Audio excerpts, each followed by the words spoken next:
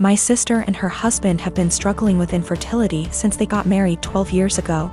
They've tried absolutely everything, from medical to spiritual, but unfortunately, nothing works. Now that she's approaching late 30s, they're starting to look into adoption, but it's also been a slow going. Since their financial condition isn't exactly stable from multiple rounds of fertility treatments they went through. I can only imagine the struggle, and I sympathize with her. But the stress this situation is bringing her and her husband honestly puts a strain on our relationship. My husband and I lost our best friends, Mason and his wife, Kate, 2 weeks ago in a horrible car accident. They left behind their son Pete, who isn't even 2 yet. It was so sudden and so heart-wrenching. We're still grieving, which lowers out contact with a lot of people, including my sister and Bil. Our main concern right now is ourselves and Pete, whose custody has come to us because we're both his godparents. Actively engaged in Pete's life since his birth. And because Mason and Kate have neither left a will nor have immediate living relatives who can take him in. We've decided to adopt Pete as soon as we can stomach the process. My husband and I never planned on having kids, and even if we did, this is absolutely not the way we want to go about it. The situation is far from ideal, but we're starting the adoption process yesterday, for Pete's safety if nothing else. We broke the news to our extended families and friends, letting them know that my husband and I won't be very available for a little longer because of this. I know my sister and brother-in-law will have something to say about this. I'm prepared for a few heated text messages or voicemails. However, I didn't expect them to turn up on our doorstep, crying about how unfair it is that we were given everything they wanted, and how we didn't deserve to be parents because we didn't go through what they had to. I've never seen my husband so angry before. He's usually very mild and gentle, but recent events have stretched our patience to the limits. We kicked them off of our porch, and I told my sister before she left that since our pain inconveniences her so much, I won't have her around me and my family at all anymore. I know she made a fuss about it, and now everyone has something to say to us. We turned off our phones, so we don't know which ones are cursing us and which one aren't. I know some did //r. My husband and I are both in pain and grieving, and we can't trust ourselves to be objective. For the sake of disclosure, my husband and I are both men. No, this is not a case of homophobia. My sister, for all her fault, was the first person to accept me for who I love. I have 2 sisters that I'm close with. I also have a niece, Leah. Leah's 16, and after my ex-wife decided to split up and divorce due to infertility problems that lasted for 5 years. I started a college fund for Leah to help her go to her chosen college. That was in 2019. Now I visit my mother's home, where my sister and Leah are living, every week to spend the weekend together. This past weekend I was asleep upstairs while my mother, my sister and Leah were in the kitchen. I came downstairs to grab a glass of water and heard my sister talking about my ex-wife expecting a baby with her new husband. This struck a nerve and I kind of froze from shock. I then heard Leah react to the news repeatedly saying, "I told you so, I told you so." Then explained she's always thought that I was the one with a problem for not being able to have a baby with my ex. But that I was too afraid to admit due to fragile masculinity. I could not believe what she said, but what made it worse is her following statement about how my ex was smart to get a divorce before it was too late. I went upstairs and into the room and shut the door and stayed there for hours. Mom and sister saw me about to leave and insisted to know what the problem was. I didn't want to argue, but I told them that I heard what Leah said about me. Leah stopped eating and got quiet.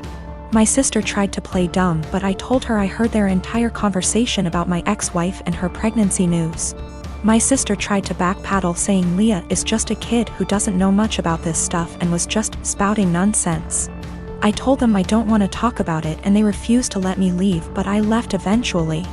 I later sent my sister a text telling her about how hurt and devastated I was because of what Leah said, and told her I will no longer be responsible for funding her education. My sister kept trying to call, then texted saying Leah didn't mean what she said and offered to make her apologize, but I didn't feel comfortable being in the same room with someone who blamed me for something that was out of my control and something that literally turned my life upside down.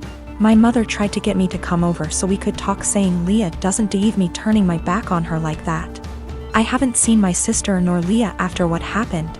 But they are still trying to contact me, which means there's still a room for a discussion, and so I've decided to go see them tomorrow. Sit down together and have a long conversation. But this. I admit that I was mad when I told my sister about the college fund cancellation. I love Leah so much and see her as my own daughter. Unfortunately, her dad, my brother-in-law, is deceased, and so I understand losing a parent at a young age and relate to the kind of hurt she carries inside. Lost my father in an accident when I was 11, and I think that sitting down and talking things out is the best option before I make any decision.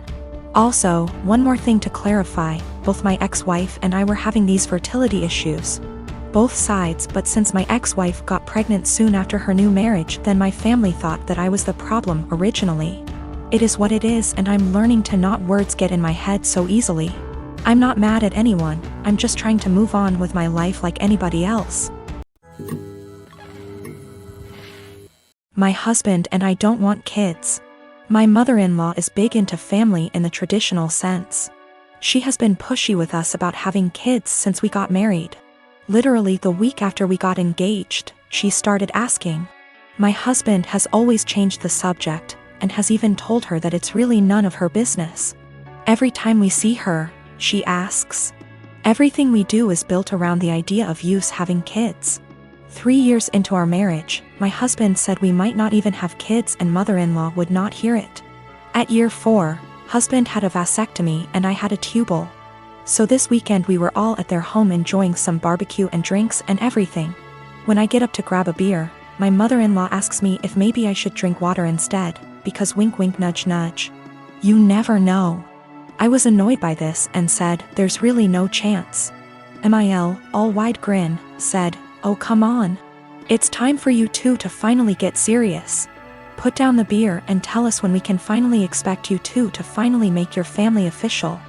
I said we've been official for about 5 years now, Mil, and drink the beer. Husband laughs with me. Mother-in-law gets more annoyed and says, you won't be real, last names, until you bless us with babies. Husband repeated. After about 15 minutes of the usual comments, I finally snapped and said, husband got snipped. I had my tubes tied. We're not having kids. You need to stop bringing it up. Period. Well, I thought I started WWII. She started crying and stormed off. Family looked at us with disgust and stormed off to comfort her. We left. Party kinda ended. The social media bullshit started shortly after. Vague posts, links about how motherhood is a woman's greatest calling, listicles about how unhappy childless women are, etc. Some meme about how I guess I wasn't a good enough mother and won't be graduating to grandmother. It's obnoxious to the point that I just muted all of them. My mother-in-law finally called me this morning and told me that she was willing to put this all behind us if husband and I came over, and listened to her reasons that we really need to have kids. I told her no, that we are tired of her pushing this on us, and then she said, you two aren't prepared to be real, last name S. I'd like a refund for what we paid for the wedding. It wasn't that much. It was like $400 for the rehearsal dinner. I hung up on her. When recounting this to my friends, a few of them said that I was the asshole here for dropping it like that. But I don't think she was ever going to drop it if I didn't finally make a serious, direct comment about it. I always had good grades in high school, was home on time, cleaned the house, etc. I never had problems with my parents before this. I went to med school, still living with parents when I was 20. I dated someone who was 23. Dad was against this because he does not believe in dating people far older than you, so like don't date far from your own age. And says I cannot date Jay. Argument breaks out. Dad says it's his house, so either I agree or I move out. I say it's not fair as Jay has a job, goes to college, has future plans, etc. Dad kicks me out. Mom agrees with his decision. Little bro was only 14 at the time. I moved with Jay, his family was supportive, helped me with my college. I went to another college due to financial reasons. Finished my required years but still kept in touch with my lil bro years later, me and Jay, with the help of his parents. Got a small house. Like really small, but I'm happy with it. I ended up giving birth to a sweet baby girl. I let my lil bro, know that he could come see her when he was able to. He came a few times. Today, bro, came to see the baby and asked when I was going to let mom and dad see her since they wanted to reconnect. I said never and that I wasn't going to forgive them. Bro says I'm being unreasonable as they were just strict and trying to protect me. I say that's bullshit because dad shouldn't have kicked me out over age. Bro says I should at least let mom come because she didn't want to agree with it. I say mom was able to do something but didn't, but that bro's situation was different because he was only 15.